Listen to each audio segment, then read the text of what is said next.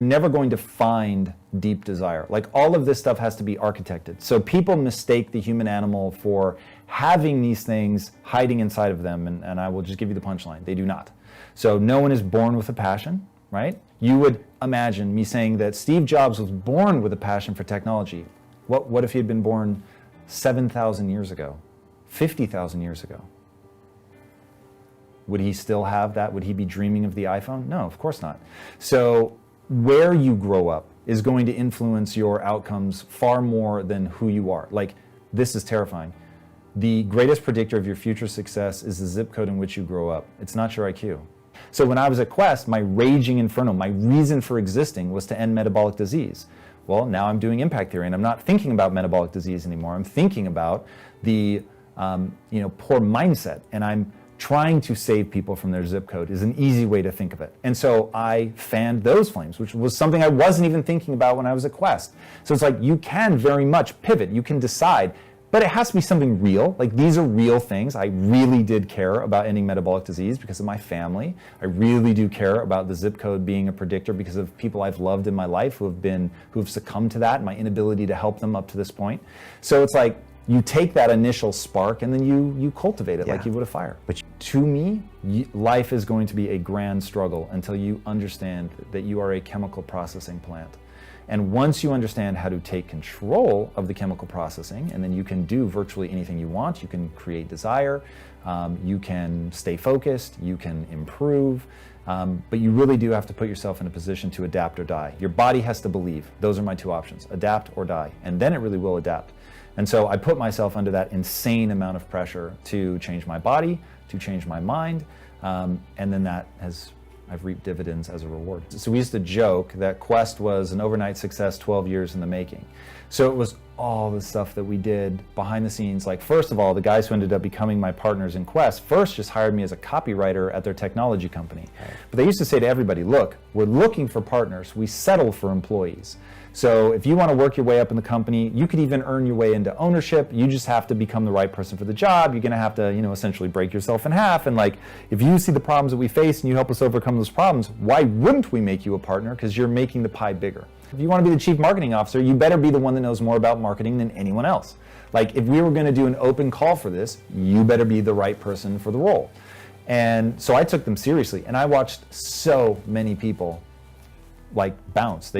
Either they couldn't keep up, it was a very intense environment, so a lot of people just couldn't handle the intensity.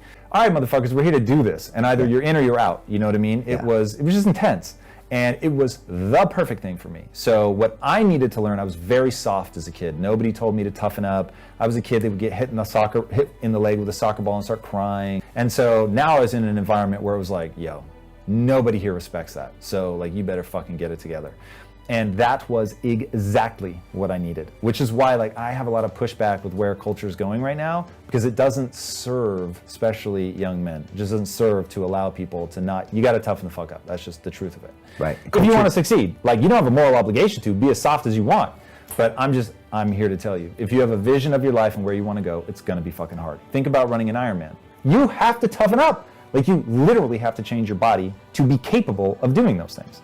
And so the same is true of the mind. You have to train your mind to be capable of sticking through, working crazy long hours, learning things you don't want to do. Like, I will tell you right now, the thing that kills entrepreneurs faster than failure is boredom. People just can't do boring shit. They can't do it for extended amount of time. They can't like have a vision of who they want to become and fight through all the bullshit that they're going to have to get there. You're just going to have to.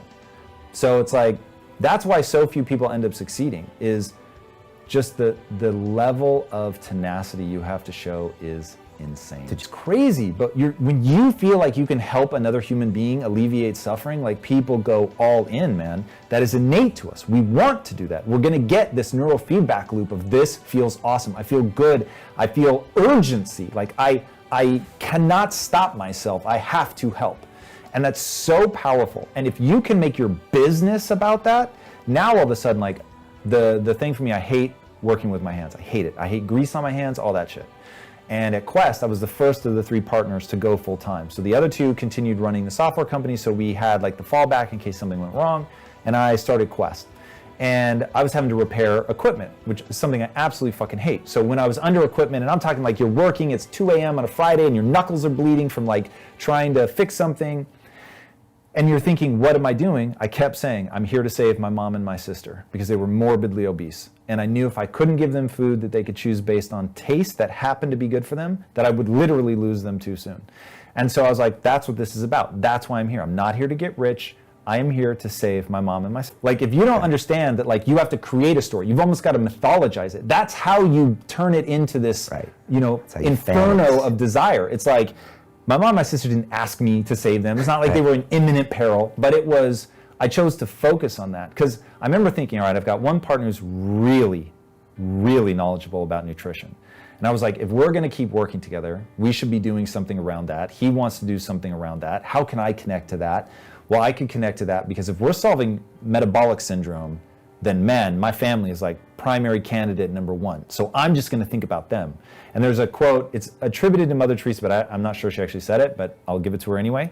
And that is, no one will act for the many, but people will act for the one. So basically, stop thinking about solving the world's problems. Find somebody you know and love that has that problem and solve it for them. And so I was like, cool, my mom and my sister, that's all I'm going to think about. It's people I see all the time. I love them fucking dearly. I really don't want to lose them, so there's nothing that I have to fake. And then I just associate it to ending metabolic disease. If I can help them, the knock-on effect is that I'll help hundreds of millions, maybe 1 billion people. So, but when I'm under the machine and my knuckles are bleeding, I was definitely thinking of them. Dude, fucking get through this. You've got this. Don't back down, not for anything. Like, you can figure this out. And so, understanding the power of self-narrative and that I would get that cool thing, knowing that I was fighting for my mom and my sister, like getting the whole big story and telling myself over and over and over what I was doing. You hype yourself up. I mean, you state shift, right? So you go from being pissed that you're there at 2 a.m. on a Friday and your knuckles hurt to, all right, I'm a fucking stud. I will see this through. And it just changes your entire frame of reference. So it's both real and manufactured.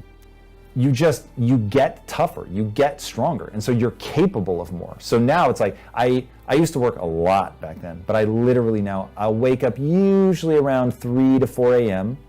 and then I work until I go to bed at 9. So like, let's say I stop working at 8:55 to brush my teeth. A smart man learns from his mistakes, and a wise man learns from the mistakes of others. I've been a fool many times, and it seems like I'm sort of trying not to figure things out. I've been smart a fair amount of time. I've rarely been wise. One thing I wish I could have been wise about is chasing money. So I chased money for almost 10 years, just all out every day. That's what I said. I'm here to get rich, to make good on the promise that I made to my wife and to her father-in-law, or to my father-in-law. And it was soul destroying because I had to work so hard to get here and to face my inadequacies daily, to be humbled daily, to realize how dumb you can be daily. So in this whole process, I did not come to think a lot about Tom. I came to think a lot about the human animal and realizing, oh my God, we all have the ability to change. And if people really knew who I was before, because they have a hard time believing it when they see me now, but I'm like, go ask my mom, who was surprised that I succeeded. Ask my father-in-law, who did not want me to marry his daughter. Ask my best friend. All the people who knew me the most were like, we did not expect you to be successful. My mom recently told me that when I told her I was going to get rich, that her and my aunts and uncles used to laugh at me behind my back because they were like, bless this kid, he's just a dreamer, but he's never actually going to get rich. So when you realize, no, like there is a process to go from hopelessly average to accomplishing something really extraordinary, and that any human who meets what I call minimum requirements, unfortunately there are minimum requirements, but if you're watching this show, I promise you meet minimum requirements. So if you do that and then you put in the work, you can get the result. And I'll say that the result is fulfillment. You're not necessarily ever going to achieve wealth, but you can achieve deep fulfillment, do amazing shit, serve yourself, serve other people. Like, you can do some really, really incredible stuff. I don't want people focused on the money, because the money's not going to change how you feel. But if you focus on the fulfillment of technique, building up this rad skill set that's letting you serve yourself and other people, and then marry it to business savvy, your odds of becoming financially successful skyrocket. So that's where I hope people get their heads around that fulfillment really is the punchline. But if you want to express that in a way that generates wealth for yourself, it is very, very real. That is a very real possibility.